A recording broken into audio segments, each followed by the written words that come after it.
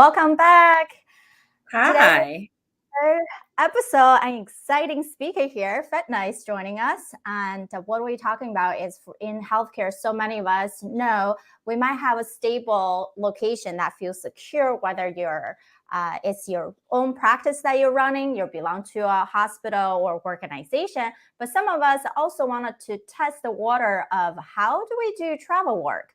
The whole world of locum getting paid can be substantially higher, but yet, how do we get to that point? So Fedna has been a physician associate since 2014, and she is also certified as a nutritional coach with a NASM. And prior to that, she was being certified leading trainings, personal trainer, and strengthening conditioning work for many years before she switched a career into our world of medicine. And she's passionate about promoting health and fitness, particularly in Black women community. And she's also passionate about teaching women to level up where they came from and then really go into the career, the passion, and they deserve to be valued, deserve to be paid for their value. And that's what we're talking about today is what does that mean in the world of locum, and how do you ask for the price that honor your true value? So Fedna, thanks for being here. Thank you for having me. I know there's so much on your world, and you've been in locum for how many years? 5+, right? Yeah, this is year 5. Awesome. How did you get into it? Oh, it wasn't something intentional, but when I did get into it, I realized the value of it, how I can maximize my time and maximize my pay as well. I got into it in 2018. In 2017, the practice I worked for, they basically gave everybody a 60-day notice. It was a joint venture, a very small practice, and they gave everybody a 60-day notice. And we know as PAs, it takes more than 60 days to find something that you truly love and that you want to be part of. And during the interview process for permanent placement, I'm going to say, or permanent positions, I just wasn't finding anything that I can see myself growing. I can see myself saying, oh, this is an organization that I wanted to be part of. Matter of fact, I do remember one interview, and I will never forget this. I was, it was me and 5 other persons in management, and I remember they asked me, how much did I get paid at my last position? I didn't understand why that was relevant to this interview or this particular position that I'm interviewing for. So I said to them, the important thing is I have a number in mind because I know my worth. And I got up from that table. I was so happy. I didn't have anything lined up. But the fact that I understood and I knew my worth, it was just liberating. Like I didn't have anything, I didn't have a job. But guess what? I'm not going to let anybody take advantage of me and everything that I work hard for. As PAs, I'm sure that you guys know, I graduated in 2014. And I remember reading an article that says that women get paid $10,000 less than men. And then I believe last year, 2021 in March, there was an article from JAPA that reflects the same thing. It's still, I believe that particular article was $11,000 that women are getting paid less than men. And here we are, 2022. Has anything really changed? What is going on with the wage gap, the gender wage gap? So when I found locums, I realized, wow, there's a need somewhere besides where I was. And not only was there a need, but they were willing to pay me for my worth. And I actually had to ask for it. I don't want to just say here, oh yes, you're just going to go somewhere else and get paid for everything you want. That's not how it works. You don't get what you don't ask for. That's the bottom line. But so when I found out, there is a traveling PA kind of thing going on, it was fairly new to me. I actually found found out about it through a traveling nurse, did some research, and I made sure that when I interviewed that I asked for what I wanted, and they had no issue with that. Matter of fact, when I did the position in 2018, they asked me for an extension, which I was okay with. And after that, they just kept on rolling, and I rolled with it. I think that's a really good mindset is I roll with it when I know my value. And yes, there's a gender gap in every single industry, and you're correct. We see these reports from AAPA, from our national we self-survey, and we Right, get these report back, and they always do show the difference between the pay, the salary, the female and male PAs. And now we also know there more than 50% of us are female. So how come there is a gap? But let's just put even just the gap behind us is on how do we see ourselves so we can ask for those value. I think in the world of locum, it becomes very unknown. Many people have gone into it because the nurses do it so much. right, And just like you were saying, oh, I found out from the nurses, so I start investigating to see what's going on. And I think that's the good attitude is we can always go further and faster by researching and talk to people who has done it instead of just going struggling and kind of figure things out by ourselves. Then why would we want to do that? If right, we come from a traditional way, even schooling is because we're learning from people who done it, who has gathered the shortest distance of where right, you need to, how far you need to go to get to your destination, instead of for us to struggle and go zigzag sideways, right? right. So I would love to really ask you, what are the some common questions when people come to you when you help them about getting their locum jobs and knowing what to ask, how to ask? What are some of the common questions that you've been asked recently? Yeah, some of the most common questions is about housing and transportation and hours and benefits. That's very important to all of us. We need that. Family, do I just get up and leave my family? Do I have a dog or things of that nature? So those are some of the most common questions. Some other stuff that I commonly get asked about licensure. Am I paying for things out of the pocket? My DEA, and so those are the most common questions that I do get. And if you guys want to find out more, send me an email, of course. But, I'm very open about answering questions. There is a process, there are agencies out there to help you. So I work with agencies and they work on my behalf. So if you ever find, an agency or a recruiter who's not working hard for you, then that's an issue as well. And again, I think regardless if it's permanent or traveling, you have to ask for what you want. It just so happens, in traveling, there is a demand and there is a need. So you are appreciated and your time is appreciated and you get paid for your time. Exactly. There's the differences between knowing, hey, I think they are paying me double what I'm getting right now. Let me just do it. Well, don't think it's such a short-term vision. Now, I recently got contacted by someone who's actually a hospital inside the state, but I'm in Texas. So it's a huge state. For me to drive there will take me 6 to 8 hours. So Right. they told me, you can hop on a 1 hour flight. I'm like, great. What time is the flight? When you considering timing, it's actually assignment for weekend coverage. So if you think about weekend coverage is your full Saturday, Sunday, you were in the beeper, you rounding, you go back for consultation, I mean surgery, so emergency.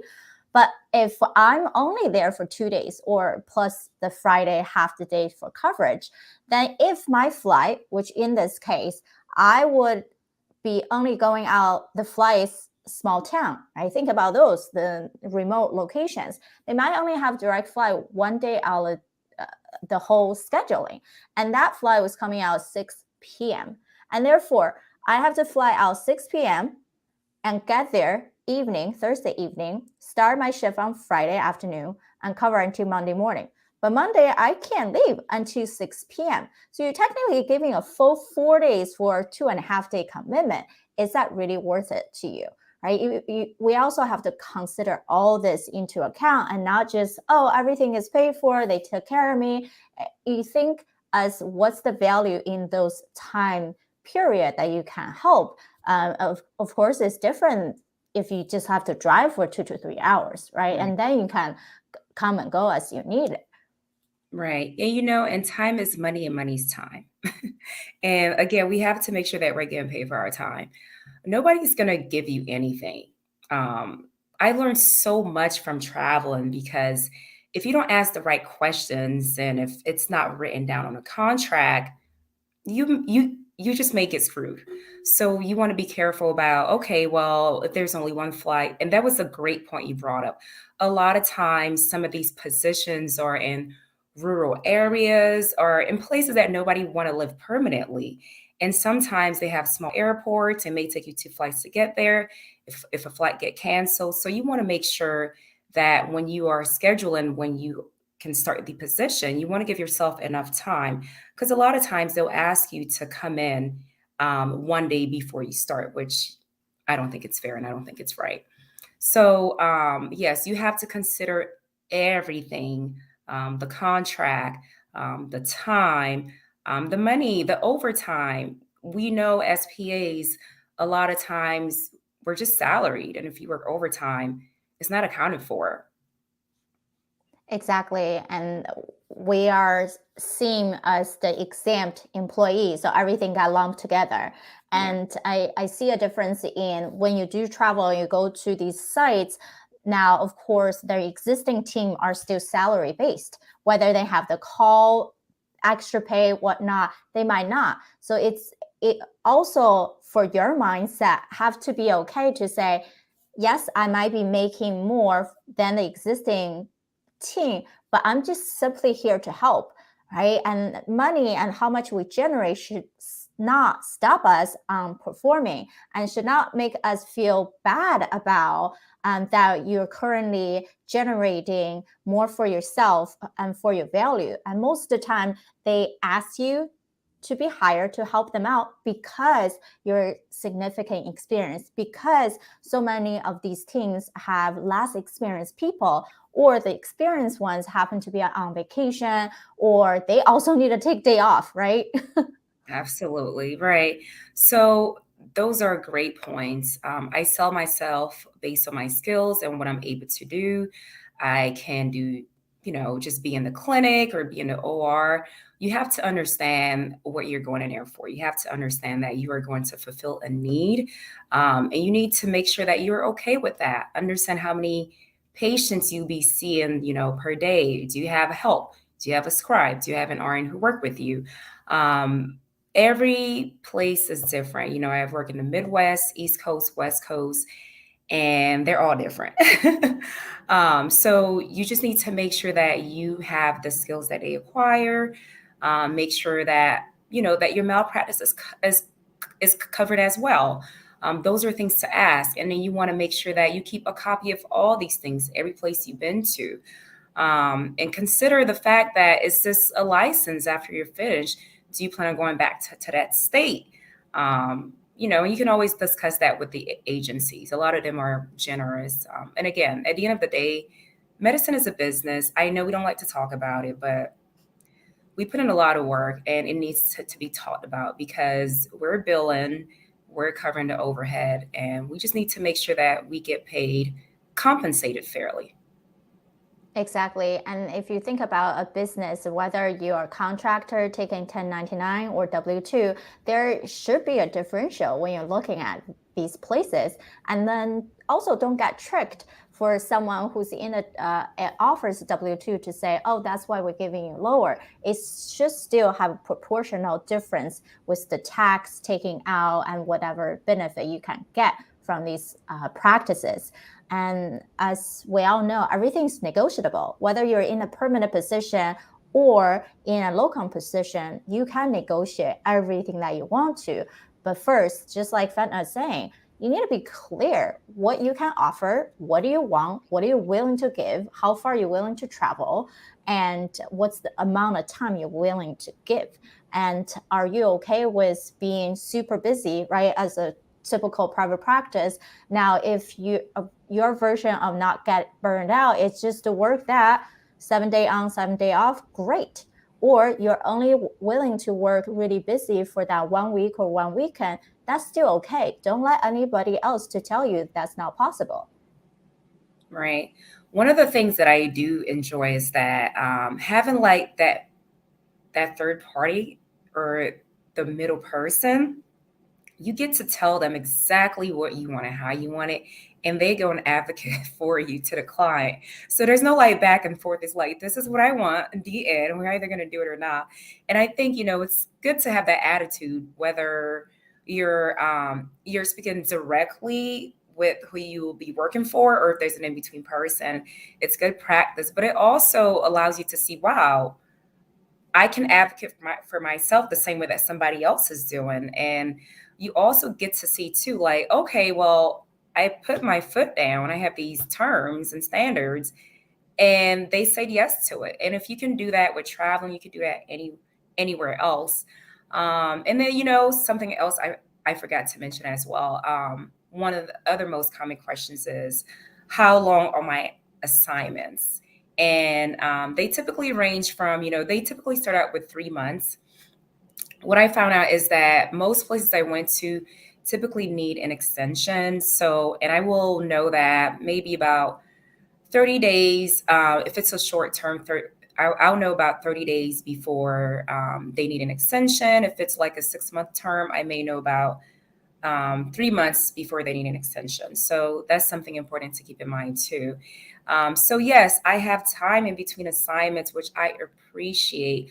I have noticed that in the past few years, I don't have the same complaints as my peers. And I realized, wow, sometimes I work 8 months out the year and 9 months out the year, and I have a lot of free time to spend with my family or do what I want to do and focus on my businesses.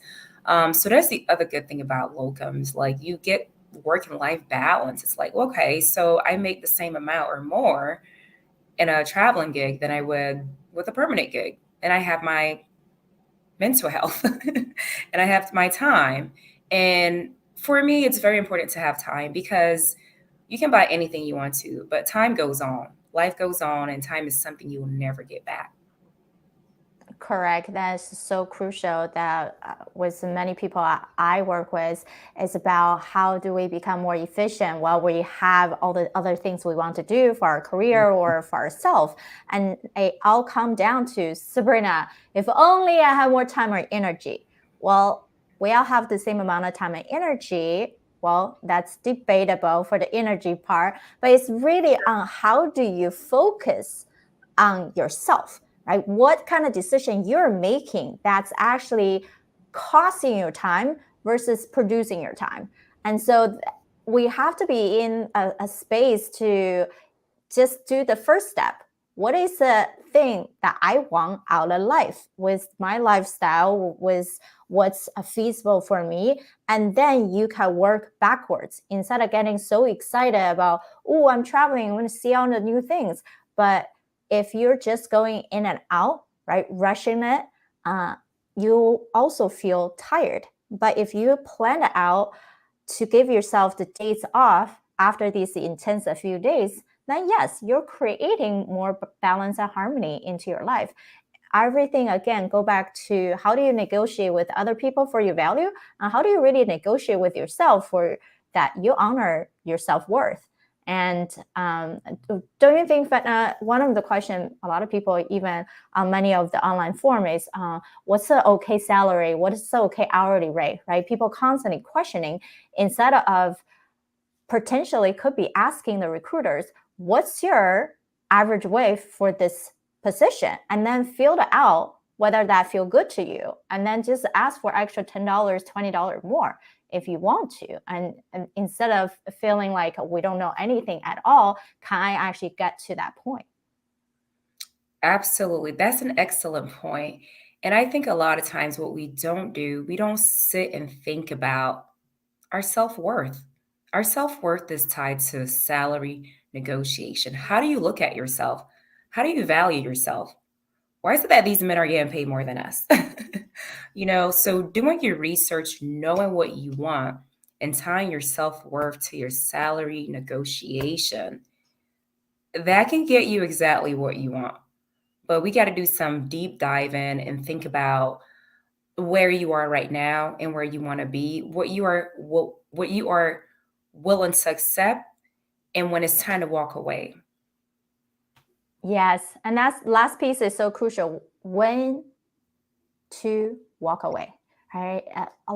Many people have the false thinking of, I don't want to be confrontational, so I'm not gonna brought that up. Well, if your recruiter is not supporting you, go to their manager and go to another company Right. altogether. If the practice that you belong to for that assignment is not feeling good to you, they're also not being supportive of you, then it's okay to end it and switch to a different company. Because at the end of the day, we have to believe that when you have the skill, everyone wants you. You don't have to feel like, oh my God, when is my next assignment coming, right? Like then it's in the lack state instead of the plenty state, right? Everything is possible if you become more intentional about seeking these opportunities. Anything else that you wanted to really feel like we haven't tapped into? So, yeah. And you know what? For me, I've learned over the years, because I don't want you guys to think I've always had it all figured out. I haven't. I've learned through my mistakes, and I've learned just by being bold, and I've learned by being scared. You have to have faith even when you have fear, and just act on your faith, because the fear is always going to be there. I don't care if you're trembling, ask for what you want. For me, when I go in, I already have an idea of when I am going to walk away. And that's my first rule. Know when to walk Yes. away. So that means you have boundary, or you have a definitive thing to be what's okay, what's not okay. And it's Right. very powerful when you know to say no. And then when you're like, this is great, this is yes, and I definitely want to extend it, right? And I believe in this position, we're all true leaders in itself. When you become that courageous to step outside your bound, whether you're already leading a team as a PA, as a physician, whatnot, and you can still add other things into your plate, testing out the water if you want to travel, or Right. this may be a phase of your life just to get some extra income before Right. you go move on to the next thing. But it's so important for us to say, even when we go into that new environment, we need to be flexible. We need to see how that team is already running. And I can still be the leader to see, hey, because my experience, maybe you would like to do XYZ differently. What your thoughts are, right? You can still be that leader in a place and not feeling like you just have to dive in, learn exactly what they need to do, just go in and out. It's totally up to you how you want to take on these opportunities. Absolutely. Once you know what's expected of you, you're right. How are you going to go in there? How do you get along with people? Because that may be a problem. I think traveling, based on where you go, you may have to work with a lot of people, or you may have to work with not so many people. Like I'm in orthopedic surgery, I work with several different people and surgeons. So just knowing how to get along with people and remain in character, have your purpose, have your passion.